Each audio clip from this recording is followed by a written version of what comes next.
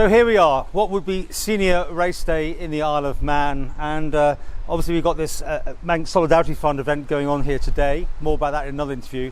But this is probably the last potential look of this item behind me, the iconic TT Grandstand. It was due to finish being used this year. This was going to be its final hurrah before the decision on what is going to happen. And by the end of this month, the government's asked for various ideas to be submitted to what can be replacing it. As you know, 5 years ago this year was when they put up that fencing around it, which really sort of maybe been the death knell to it really, because it kind of took away the whole feeling of it maybe to some degree. But massive controversy anyway about what should replace it. Many people want to keep it exactly as it is. A lot of people think it's about time we got into the 21st century. I'm guessing there'll be a halfway house on this, although a lot of people think this could be moved up to Derby into the museum or something like that there, and people could appreciate it for what it was, you know, in its day and what it was doing. But otherwise, probably the good news is, in a weird way, that we haven't got a bank holiday today as such. I know it's controversial to say, but because clearly the weather's not on our side.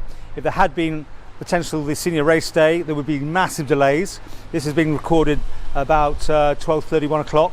So by now nothing would have happened anyway. It looks like there's a window this afternoon, so they could have got maybe a smaller delayed version of the senior in. But maybe a few people in government are breathing a sigh of relief that the weather wasn't scorching for all those people who were promised the bank holiday. But that's now in August, and who knows, there's a good chance the weather might be better then.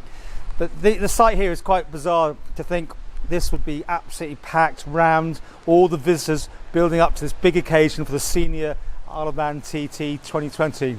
Another one that will just be remembered for a different reason from the racing. And I think we'll leave it there as the rain now comes back in quite high levels.